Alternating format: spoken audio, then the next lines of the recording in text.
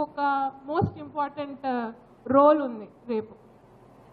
రాష్ట్రం నుంచి చూస్ చేసుకున్న 4 మండలాల్లో ఏదైతే పైలట్ ప్రాజెక్ట్ అంటే ఏదైనా పెద్ద చేంజ్ చేసే ముందు రేపు చిన్నగా ఒక మండల్ లేదా ఒక జీపీ లేకపోతే ఒక డిస్ట్రిక్ట్ చిన్న పరిధిలో ఒక ఎక్స్పెరిమెంట్ చేస్తాం, చేసి ఇది నెరవేరుతుంది, ఇది ఇబ్బందులు, ఇలా చేస్తే బాగుంటుంది రేపటికి అని పెద్ద లెవెల్లో చేంజ్ చేయాలంటే పైలట్ స్టడీ చేస్తాం.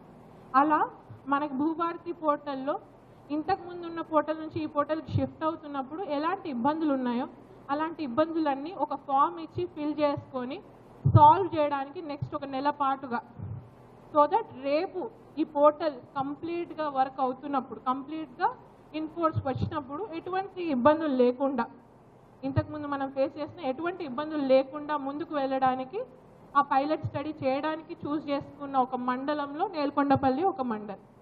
ముందుగా దానికి గాను మీ అందరికీ అభినందనలు. ఎందుకంటే రేపు పెద్ద బాధ్యత తీసుకున్నారనమాట రాష్ట్రం అంతటి తరపు నుంచి కూడా.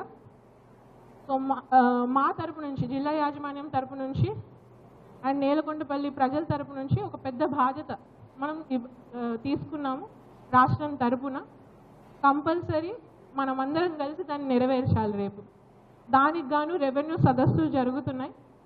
రెవెన్యూ సదస్సులు అంటే ప్రతి గ్రామ పంచాయతీలో తహసీల్దార్ క్యాడర్ ఆఫీసర్ వాళ్ళ టీం మెంబర్స్తో వెళ్ళి మీకు సంబంధించిన అంటే రైతు భూములకు సంబంధించిన ఏవైతే ఇబ్బందులు ఉన్నాయో ఒక ఫామ్లో ఫిల్ చేసుకొని మీరు ఇస్తే దాన్ని మేము రానున్న ఒక నెల పాటుగా కూర్చొని ఇది ఇలా చేయొచ్చు, ఈ పోర్టల్లో ఇలా మార్పులు చేస్తే ఇలా చేయొచ్చు అని అన్ని స్టడీ చేసుకొని ఇస్తామన్నమాట రేపు స్టేట్.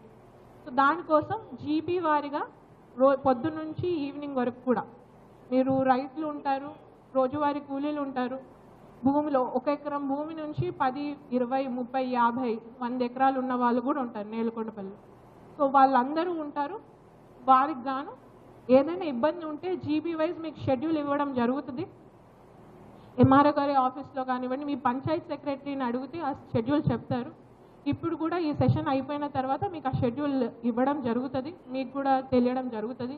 ప్రతిరోజు టామ్ ఉంటుంది మీకు తెలియపరచడానికి. సో దట్ టీం వాళ్ళు వచ్చినప్పుడు మీరు మీ అభ్యర్థనలు ఏవైతే ఉన్నాయో రాసి వాళ్ళకి ఇవ్వడానికి వీలుగా ఉంటుంది కాబట్టి.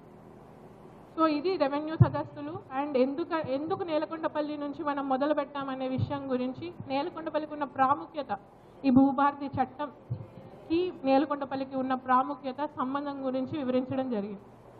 అయితే ఈరోజు ఇప్పుడు మనం అవగాహన సదస్సు కోసం ఇక్కడ జమ అయ్యాము.